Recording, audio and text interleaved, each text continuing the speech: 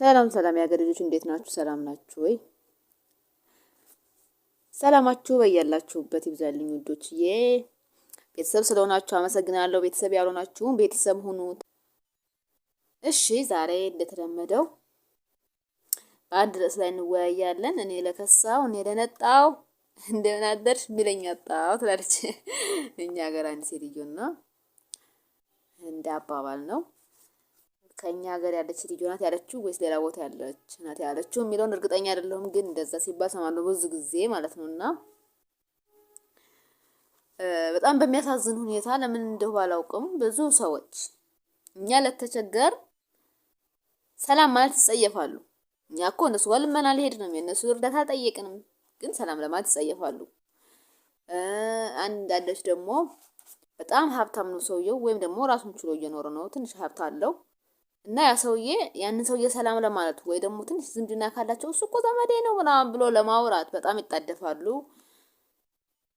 በተቃራኒው ድሃ ከሆነ ግን የቅርብ ዘመድ ራሱ ቢሆን እንደማያውቁት ለመሆን ይሞክራሉ ምናምን ሰዎች ማለት ነው። ለእነሱም የሚሰጣቸው ነገር የለም፣ ከእነሱም የለመነው ነገር የለም። ሁለቱም ሀብታሙም ለእነሱም የሚተርፋቸው የሚሰጣቸው ነገር የለም። እነሱን ከድህነት አላወጣቸውም።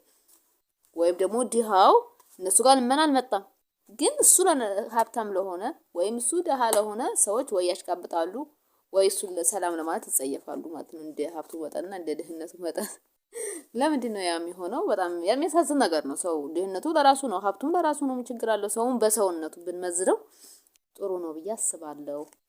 አብዛኛው ሰው ግን ሰውን በገንዘቡ ነው የሚለካው፣ በገንዘቡ ይለካል። ገንዘብ ያለው ሰው ባይሰጠውም ይወደዋል። ገንዘብ የሌለውን ሰው ግን ያለችውን ነገር ራሱ ያካፍለው ቦታ አይሰጠውም፣ አይወደውም። አብዛኛው ሰው እንደዛ ነው። ያቺ ደሃ ደግሞ በብዙ ጊዜ ያለችውን ነገር ያካፍላል። ግን እድሉ ሆኖ ያው ብዙ ሰዎች ለሱ ቦታ አይሰጡትም። በመንገድ ሲያልፉም እንዳላዩ ለማለት ይሞክራሉ፣ ሰላም ለማለት ምናምን። እንደዛ ነው፣ ብዙ ሰው እንደዛ ያደርጋል። በዙሪያችን እንደዛ የሚያደርጉ ሰዎች ብዙ አሉ፣ አብዛኞቻችን እናውቃለንና እኛ ላጣን ሌሎች ይጸየፋሉ፣ እኛ ላገኘን ሌሎች ያሽቃብጣሉ። እንግዲህ ምንም ማድረግ አይችሉም፣ እነሱ ባህሪያቸው ስለሆነ ምንም ማድረግ አይችልም። ግን እኛ ወደ ራሳችን ስንመለስ ወና ዛሬ የበለጠ የፈለኩት ጉዳይ ምንድነው? ሰው ስለሰጠ ነው ያለንን ነገር ስላካፈል ሰው ይወደናል ብሎ የሚያስቡ ሰዎች አሉ። ይሄ በጣም የተሳሳተ ነገር ነው። በተለይ ደግሞ እኛ አረብ ሀገር የምንመጣ ልጆች ለወንድሜ ቤት ስለሰራሁለት፣ ለወንድሜ ትምህርቱን እንዲጨርስ ስላደረኩኝ፣ ለእህቴ ልጆቿን ስላሳደግኩላት፣ ልጆቿን ስላስተማርኩላት፣ ወይም ደግሞ እሷን አስተምሬ ስለዳርኩኝ እኔ በጣም ትወደኛለች፣ እንደ ባለውለታዋ ትቆጥረኛለች ብላ ታስባለች። በተቃራኒው ደግሞ ራሷን ትጠላለች ማለት ነው። ራሱን እየቀየረ ራሱን እየደገፈ ራሱን የተሻለ ቦታ እያደረሰ ዘመዶቹን እህት ወንድሙ መርዳት ችግር የለውም፣ ከእህት ወንድም በላይ መቼም የሚረዳ የለምና ማለት ነውና ነገር ግን ራሳቸውን ሙሉ ለሙሉ ጥለው ወንድም ስለረዳ እህት ስለረዳ ነገ ሜዳ ላይ ብትወድቅም ደሃ ብትሆንም እነሱ አሉልኝ እነሱ ይወድኛል ምናምን ብለው የሚያስቡ ሰዎች አሉ። በጣም የተሳሳተ ነው። በተቃራኒው ደግሞ ለወንድም ማምለከቷ ምንም ሳሰጥ በጣም ሀብታም ከሆነች ምንም ባሰጣቸውም ይወዷታል። ለምንድን ነው? በቃ ሀብታም ነች እሷ። ሀብታም ስለሆነች ትወደዳለች በቃ። ስለዚህ ሰው ስለሰጠኸው ስላልሰጠኸው አይደለም የሚወድ፣ ራስን ስለቻልክ ነው። ራስን ችለህ ማንንም ከማንም ሳትከጅል እስከ ኖርክ ድረስ ሁሉም ይወድሃል በቃ። አንተ ለህሊና እርካታ ወይም ለእህት ወንድሞችን ስለምትወድ ወይም ደግሞ ስለምትወጂ መርዳት ይቻላል። አቅም ካለሽ ምን ችግር አለው? ራስሽን ሳትጥይ መርዳት ይቻላል እንጂ ራስሽን ጥለሽ ሁሉ ነገሩን ትተሽ እነሱን ስለረዳሽ የሚወድሽ የለም። የሚወዱሽ ራስሽን ችለሽ እስከ ኖርሽ ድረስ ብቻ ነው፣ ወይም ደግሞ እስከ ሰጠሻቸው ድረስ ብቻ ነው። ሲጀመር ስለሰጠሽው የሚወድሽ ሰው ስታጭ ሊወድሽ አይችልም። ምክንያቱም መጀመሪያ ሲወድሽ የነበረው ስለምትሰጪው ነው። በቃ አሁን ያ ነገር ተቋረጠ፣ ለምን ይወድሻል?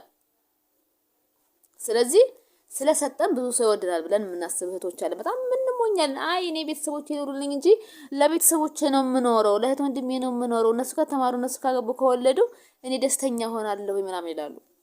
ነገስ መውደቂያቸው ምንድነው ሲባል፣ በእርግጥ አንዳንዱ ሰው እንኳን ምክር መከራም አይመክረው። ስለዚህ ነው እነሱ ብዙ ጊዜ እንደዛ ሲባሉ አይ እኔ ለቤተሰብ ነው የምኖረው እንዴ ለቤተሰብ ያልኖርክ ለማን እኖራለሁ ምናምን ይላሉ። እነሱ እንግዲህ መከራቸው ከማለት ውጭ ምንም ሊባል አልችልም። ነገር ግን አንዳንድ ጊዜ ወደ ራሳቸው መለስ ብለው ለሚያውሉ ምናልባት ትንሽ ምክር ሲሰጣቸው አሃ ለካ እንደዚህ ነው እንዴ ብለው ወደ ራሳቸው መለስ ብለው የሚያስተነትኑ ሰዎች ስላሉ ለነሱ ነው እንጂ መከራ ካልሆነ ምክር የማይመልሳቸው ሰው ያው ምንም ማድረግ አይቻልም። እና ውዶችዬ እህቶችዬ በተለይ አረብ ሀገር የምትሰሩ በእድሜያችሁ በጉልበታችሁ ነው እየተጫወታችሁ ያላችሁት። ብዙ በዙሪያችሁ ያለው ሰው ስለረዳችሁ ምናምን ፍቅር ያፈራችሁ ይመስላችኋል። ፍቅር አታፈሩ። በመስጠት የሚመጣ ፍቅር መስጠት ሲቆም ይሄ ይቀራል። የሚወዳችሁ ሰው ሁሉም ይወዳችኋል። ባሰጡም ይወዳችኋል። ስታገኙ ትረዳላችሁ፣ ሳታገኙ ይቀራል። ምንም ችግር የለውም። ግን ስታገኙም ሳታገኙም የሚወዳችሁ ሰው ስለሰጣችሁት ብቻ ሊወዳችሁ አይችልም። ባሰጡትም ይወዳችኋል። ለችግሩ ትገኙለታላችሁ። ምንም ችግር የለውም። ለችግራችሁ ይደርስላችኋል። ለችግሩ ደርሱለታላችሁ። ግን አግባብ ያልሆነም ስጦታ እየሰጣችሁ አግባብ ያልሆነ ገንዘብ ለሱ እያባከናችሁ የሚወዳችሁ ሰው ስታጡ ሊወዳችሁ አይችልም። ሲጀመር የሚወዳችሁ ሰው ራሳችሁን እንድትችሉ ነው የሚገፋፋችሁ። ለምሳሌ ጥሩ ወንድም ከሆነ ጥሩ እህት ከሆነች ዝም ብለሽ እድሜ ልክሽን የእሷን ስታስተምሪ እሷን ስትድር የእሷ ልጆች ስታሳድጊ ስታባክኒ ስታይሽ ታይ ነው የምትልሽ። ታይ እህቴ እንደዚህማ አታድርጊ። መጀመሪያ ለራስሽ ቦታ ግዢ፣ ለራስሽ ቤት ስሪ፣ ነይ ሴት ነሽ፣ አንቺም ውለጂ፣ አንቺም ተዳሪ፣ አንቺም ህይወትሽን ኑሪ ነው እንጂ የምትልሽ እህትዬ ወድዬ እያለች ያንቺን ገንዘብ እየጋጠች አትኖርም። የምትወድሽ እህት ማለት ነው። እኔ አውቃለሁኝ በዙሪያዬ በጣም ለ20 አመት ለ15 አመት ለ12 አመት ውጭ ሀገር የሚሰሩ ይሰራሉ። ግን የሚገርመው ነገር እነሱ ምናልባት በዛ ከተባለ አንድ ቤት ነው ያላችሁ። ጠቅላላ ለገንዘብ ነው። እህቷቸውን ያስተምራሉ። 3-4 እህት 2-3 ወንድም ያስተምራሉ። እነሱ ያስተምረው ይጨርሳሉ አይደለ? ይድሯቸዋል። ከዳሩ በኋላ ደግሞ ልጆቻቸውን ያሳድጉላቸዋል። ሞግዚት ይቀጥሩላቸዋል ምናምን ሁሉ አንዳንዶቹማ ማለት ነውና የዛን ሰዓት እኔ እነዛኞቹ አረብ ሀገር ሆነው የሚሰሩት መቼም አንድ አእምሯቸውን አጥተው ነው በእርግጥ እንደዚህ የሚያደርጉት እላለሁ። ግን እዚህ ያሉት ቢያንስ እንኳን አረ ይበቃሻል እህቴ እንግዲህ ነው ቶሎ በቃ ይበቃሻል፣ ስሪ፣ አገርሽ ላይ ውለጂ፣ ከበጂ አገርሽ ላይ ነይ፣ እንደኛ ሁኚ እንዴት አይሉም ምናምን እላለሁ። ግን የአረብ ሀገር ገንዘብ የለመደ ቤተሰብ በአብዛኛው እንደዛ አይልም። እህትነቱን ይረሳዋል። በቃ እህትነቱን በገንዘቡ ይተካዋል፣ ልጅነቱን በገንዘቡ ይተካዋል። እና ልምጣ ስትል እንኳን አረቆይ አራት እንጂ አረ ምናምን ነው እንጂ ቢሉት ነው አይሉም። እና በገንዘብሽን በመስጠትሽ፣ ጉልበትሽን በማማከርሽ፣ ጊዜሽን በመግደልሽ፣ የእነሱ ልጅ በማሳደግሽ፣ በማስተማርሽ፣ በመዳርሽ የመጣ ፍቅር ያ ነገር ሲቆም ይቆማል። ስለዚህ በገንዘብ ሰው ለማፍራት አትሞክሩ። በገንዘብ ሰው ይወደኛል ብላችሁ እሱም በገንዘብ ፍቅሩን ለመግዛት አትሞክሩ። ማንኛውም በቤተሰብም ሆነ ከቤተሰብ ውጭ ባለ ሰው ማለት ነው። እና ውዶችዬ እናንተ ለከሳችሁ እናንተ ላጣችሁ የሚጠላችሁ ብዙ ሰው አለ። እናንተ ላገኛችሁ ደግሞ የሚወዳችሁ ብዙ ሰው አለ፣ ባሰጡትም ማለት ነው።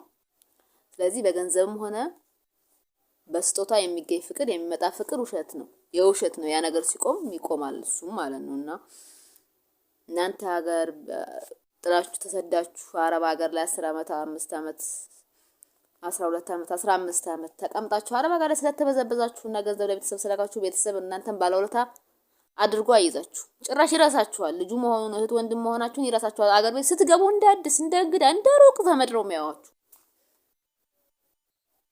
ከዛ የሆነ ነገር ስጡኝ እስኪ ምናምን እንደዚህ ለራሴ የሆነ ነገር ላርግ ስትሉ ምን አርግሻል እንዴ ምን አርግሽልናል ደግሞ ለአረብ ሀገር ምንም ያርግሽልን የለም ምናምን ነው የሚልሽ። ሲበሉ ኑረው ማለት ነው ምንም ያርግሽልን ነገር የለም ነው የሚልሽ። ወይ የሆነች ቤትም ሰርተሽ ከሆነ ይችን ቤት ብቻ ያንጠለጠልሽልን እንጂ ሌላ ምን አርግሽልን ነው ይላሉ። ነው ሲበሉ የኖሩትን ጭራሽ ይረሱታል ጭራሽ ቆሎ። ብዙ ልጆች አብረው በሽተኛ ምናምን የሚሆኑት በዛ ምክንያት ነውና ጠንቅቅ ማለት ጥሩ ነው ውዶችዬ። ራሳችሁን ጠብቁ ለማለት ነው። ዛሬ በዚህ ሰናበታችሁ። እንደተለመደው ቤተሰብ መሆናችሁን ግን አትርሱ። ቤተሰብ እንሁን እና ደግሞ ኮሜንት ላይ ሀሳባችሁን አስቀምጡ። እንወያይበት በኮሜንት ስር እየገባሁ እኔም መልስ እሰጣለሁ የሚያስፈልገው ከሆነና እንወያይበት ውዶችዬ። አትጥፉ። ቤተሰብ ሁኑላችኋለሁ። ሰላም ሁኑልኝ።